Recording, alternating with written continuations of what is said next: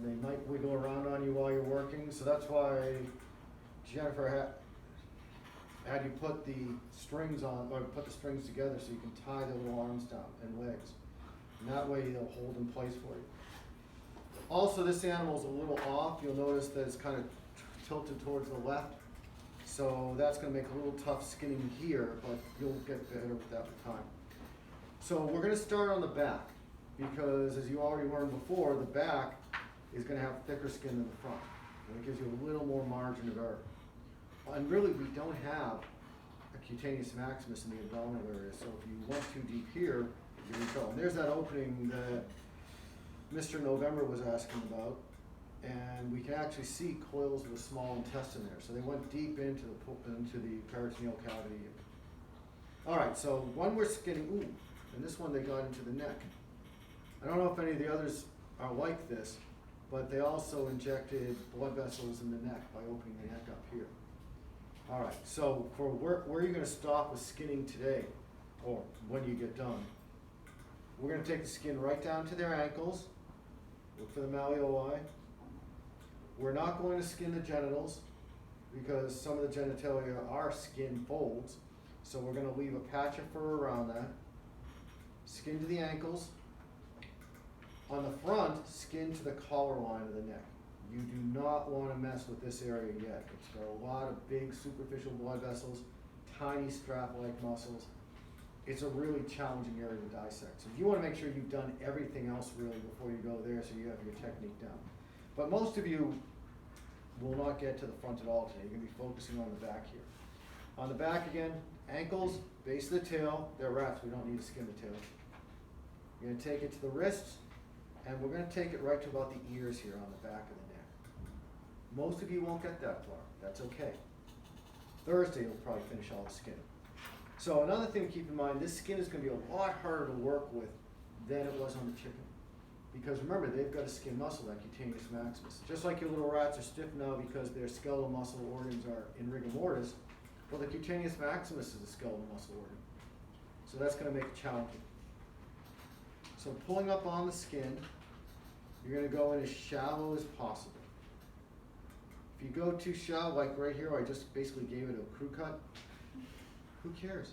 That's an easy fix, just go a little deeper. But if you go too deep, it's harder to fix that, right? It's like if you tell the barber to take an inch off and they take off 2 inches, it's kind of hard to fix. Here we go. Really shallow in there. And this is really what we're looking for. There's our dermis, hypodermis. Once you're in, now we can take our 45-degree angle, hit that corner, rotate back the opposite way, travel in this direction, hit that corner, and then as you're doing that, you can really begin pulling with the forceps hand. And that's what makes this so much easier for you as you go. And because we've got the only rat here that's got some color to him, you can actually see little black dots here, which are the undersides of the hair follicles, which is kind of neat. So right below here, you can see there is the hypodermis. There's a tiny little artery.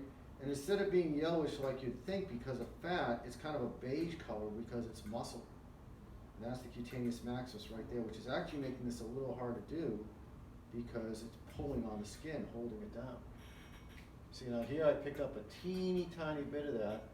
And when you do that, you see how you can see the difference in color. Always keep your eyes on what you're doing. Come up higher, and you can lay it right back down, just like you're doing with the chicken skin on Thursday. So that we can see that. You rotate back and forth, back and forth. You see how much larger this flap's already gotten as we go. And again, you'll notice how I'm holding the scalpel.